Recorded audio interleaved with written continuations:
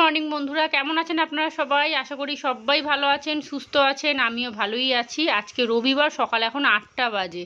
এখানে রান্নাঘরে এসেছি, চা বসিয়ে দিয়েছি। চা খাওয়ার আগে অল্প করে একটু জল মুড়ি খেয়েছি, খালি পেটে এখন চাটা খাই না। তবে কি বলুন তো, যত মানছি তত দেখছি রোগ ব্যাধি না আরও চেপে ধরছে। আর ওয়েদারের অবস্থা ভীষণ খারাপ, ভীষণ, মানে কি বলবো, আবহাওয়া দপ্তরও এখন ঠিকঠাক বলতে পারছে না যে বৃষ্টিটা ঠিক কবে হবে। আর হাঁ করে আমরা এখন আকাশের দিকে তাকিয়ে আছি। এত গরম লাগছে, রান্নাঘরে গ্যাস জ্বালানোই যাচ্ছে না। যাই হোক, চলুন এক কাপ চা খাবো, খেয়ে যাব হচ্ছে বাজারে।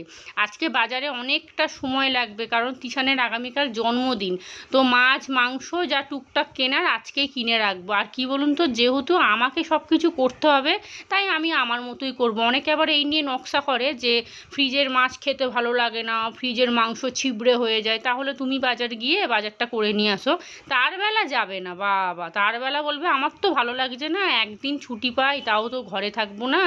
সে যাই হোক, অনেক রকম মানে অজুহাত দিয়ে দেবে। এক কাপ চা খেয়ে একটুও বসবো না, সঙ্গে সঙ্গে ব্যাগ নিয়ে বেরিয়ে যাবো। যা বাইরে রোদ্দুর, কি করে যে আমি সবজিপাতি কিনবো, মাছ মাংস কিনবো ভগবান জানে। বাজার করা হয়ে গেছে। কি কি নিয়ে এসছি আপনাদের দেখিয়ে দিই। এখানে একটু বেশি করে আদা, 100 কাঁচা লঙ্কা আর রসুন নিয়ে এসছি 100। আর দেখুন এইটুকু ধনে পাতা 20 টাকা নিয়েছে, জানেন?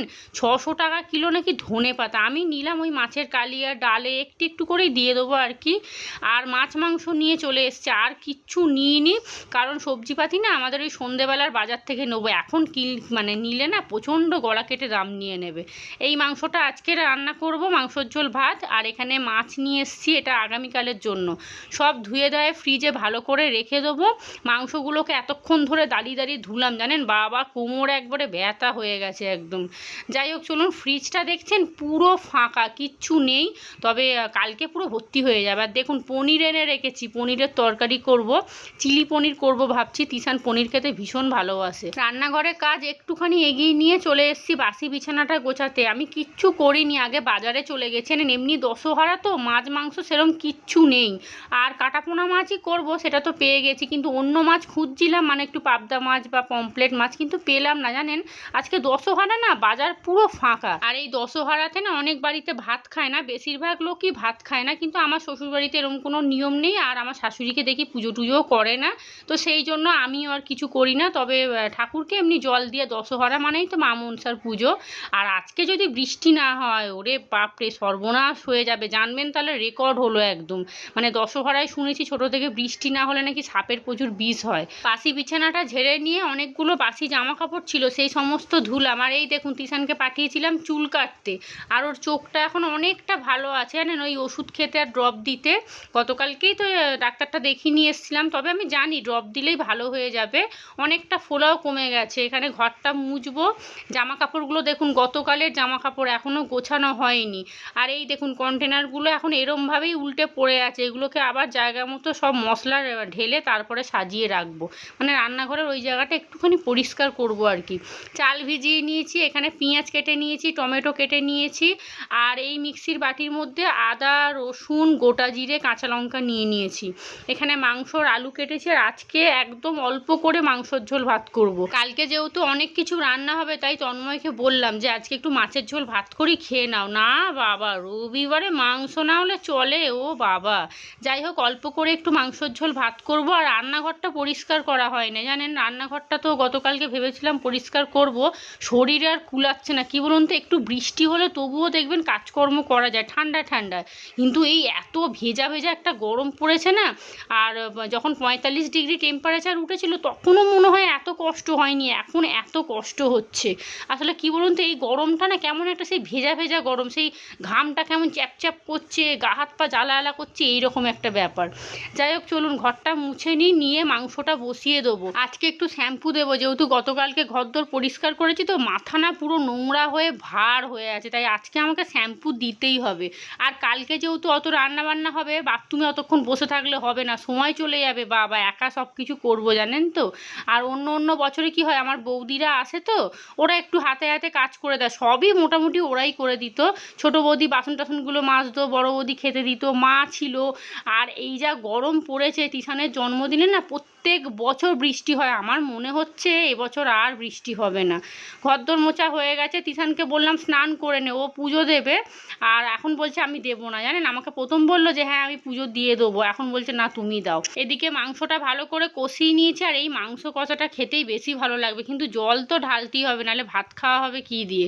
আর আলুটাও ওদিকে সিদ্ধ করে নিয়েছি প্রেসারে। এখন আমি মাংসর আলু সিদ্ধই করিনি, কারণ এখন আলু একদম ভালো না, কোনোটা সিদ্ধ হয়, কোনোটা আবার পুরো একদম মানে চেয়ে চেয়ে থাকে যে আমাকে কেন সিদ্ধ করিস নি রে বাবা। যাই হোক চলুন, আলুগুলো দিয়ে ভালো করে কষিয়ে নিয়ে জল ঢেলে দেবো, ব্যাস তাহলেই মাংসর ঝোল ভাত হয়ে যাবে। আর যেহেতু অল্প মাংস, তাই আজকে এই কড়াটার মধ্যেই করেছি। এখানে মাংসর ঝোল একদম রেডি, আর একটুখানি গরম মশলা দিয়ে দেবো, ভাতও হয়ে গেছে। গ্যাস ওভেনটা ভালো করে পরিষ্কার করে তারপরে স্নান করতে চলে যাব। এসে আবার পুজো দিতে হবে, তিশানকে বললাম পুজো দিল না। আর আজকে একটু পরিমাণে ভাতটা না বেশিই করেছি, রাত্রে যাতে মানে রান্নাবান্না সেরকম কিছু করতে না হয়, খালি একটুখানি আলু সেদ্ধ করবো, জল ঢেলে ভাত খেয়ে নেবো, তন্ময়কে মুড়ি দিয়ে দেবো। চলুন, এখানে রান্নাঘরটা পরিষ্কার করে নিয়েছি, এবার আমি স্নান করে চলে আসি। স্নান করে চলে এসেছি, তন্ময়কে খেতে দিয়ে দিয়েছি, ও যেহেতু সকাল থেকে কিচ্ছু খায়নি, ওর খাওয়া হয়ে গেছে। তিশানকেও খেতে দিয়ে দিয়েছি, এইবারে আমার পালা, আমি এবারে ভাতটা নিয়ে বসি, আমার খুব জোর খিদে পেয়েছে। আজকে ব্রেকফাস্ট বলতে ওই শুধু জল মুড়ি খেয়েছিলাম খালি। খাওয়া দাওয়া হয়ে গেছে, বাথরুমটা পরিষ্কার করে আসলাম। তন্ময় চান করলে না পুরো বাথরুম পুরো ভর্তি ফেনা হয়ে থাকে, একদম ধোয়ে না, ভালো করে ধুয়ে গামছা লুঙ্গি সব ধুয়ে আবার বাইরে মিলে দিয়ে আসলাম। আর যা গরম পড়েছে না, আবার নাকি খবরে বলছে যে সোমবার থেকে আগামীকাল সকাল থেকে নাকি খুব বৃষ্টি হবে, বা আবার ভাবুন তো, আমি ভাবছি কালকের দিনটা বৃষ্টি না হলেই ভালো। তো ক্লিপটা যদি ভাঙে না, দেখবি তোকে কি করব।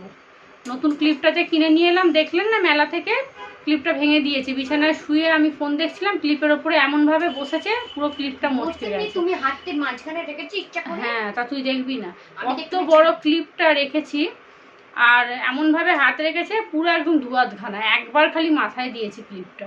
আমি দু একটা ক্লিপ না ঘরে এনে রাখি, যখন তখন পড়লেই তো ক্লিপ ভেঙে যায়। এখন জামা কাপড়ের পুরো পাহাড় হয়ে আছে, ওগুলো ভাঁজ করতে অনেক সময় লাগবে, বিকেলের পর থেকে মানে রাত্রি 11টা পর্যন্ত অনেক কাজ আছে আজকে। আদা রসুনটা আজকে ছাড়িয়ে মশলা পুরো পেস্ট করে রাখবো, মাংসর জন্য আলু কেটে রাখবো, পেঁয়াজ একদম কুচিয়ে রাখবো। ভাবছি এগুলো মানে চিন্তা ভাবনা করছি, যেগুলো মানে করে রাখলে কিছু পচবে না বা নষ্ট হবে না, সেগুলো আজকেই করে রাখবো। আবার তার মধ্যে রামতলায় যেতে হবে, ওই 5 রকমের সবজি, ফ্রিজে সবজি কিচ্ছু নেই, এই জন্য আজকে এক তরকারি ভাত করলাম। আবার আগামীকালের ভিডিও রেডি করে রাখতে হবে, ভাবুন তো কী অবস্থা হবে। যাই হোক চলুন, এখন একটু শুই, তারপরে। আর সকালবেলা ওই রোদ্দুরে বাজার করতে গেছিলাম তো, বাবা সে আর বলবেন না, এত রোদ্দুর না, তার উপর ছাতাটা মায়ের বাড়ি রেখে এসেছি, দিদাকে ফোন করে বলতে হবে বিকেলে ছাতা এনে দিতে।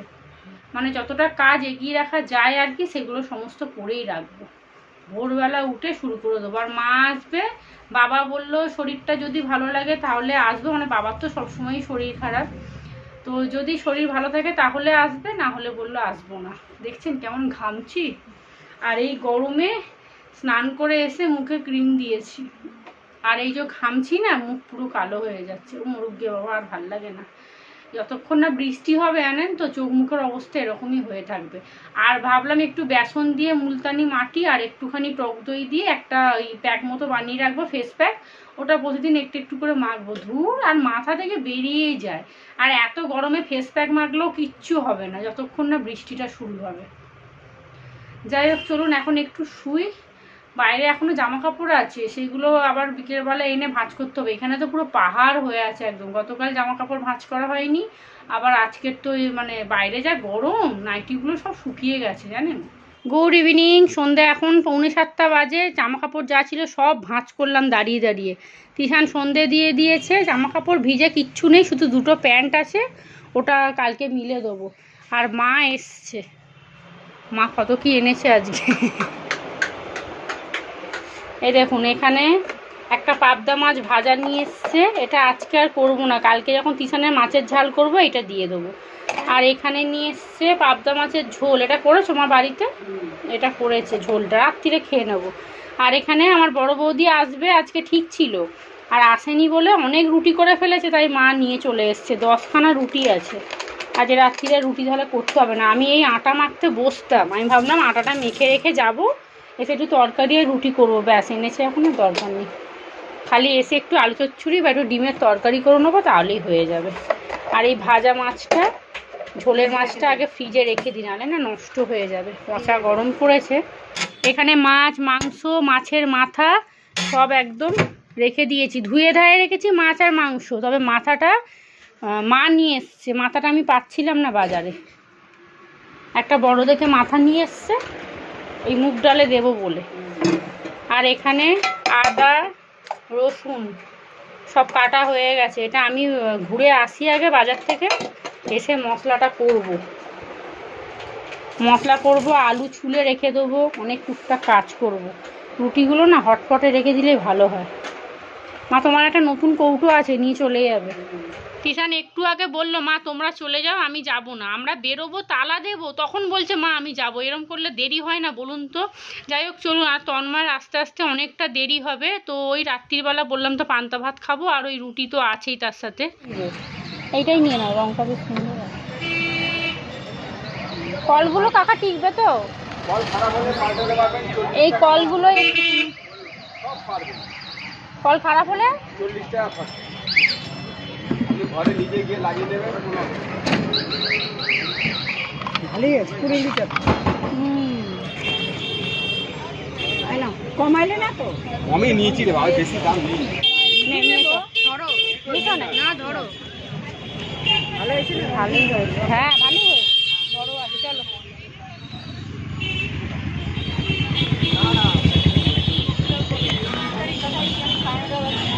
রাত এখন 9টা বাজতে যায়, বাড়ি চলে এসেছি। এই দেখুন তিশানের জন্য এরকম একটা পাতলা দেখে গেঞ্জি নিয়ে এসেছি, ও স্নান করে পরবে।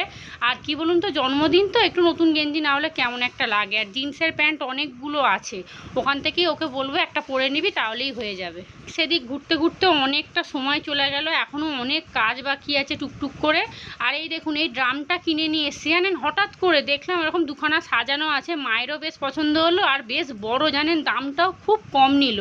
আর এখানে কন্টেনারগুলোকে এবার ভালো করে সাজাবো। তবে আজকে আর জানেন তো মশলাপাতি কিছু ঢালবো না, মানে কি বলুন তো, সময় নেই, রান্না বান্না করতে হবে এখনও। আর এই ড্রামটাকে ভালো করে মাজা ঘষা করেছি, মা এবারে জল ঢালবে, দেখি কি অবস্থা হয়। তিশান আর মা জল আনতে গেছে। এখানে প্রেসার কুকারে তড়কা বসিয়েছি, ভুলে গেছি, দেখছেন তড়কা বসিয়েছি, তড়কা হবে। আর এখানে দেখুন মশলাটা এখনও পেস্ট করা হয়নি, এক তড়কা করব। আর মা তো রুটি নিয়ে এসছে, ব্যাস ওই দিয়েই হয়ে যাবে।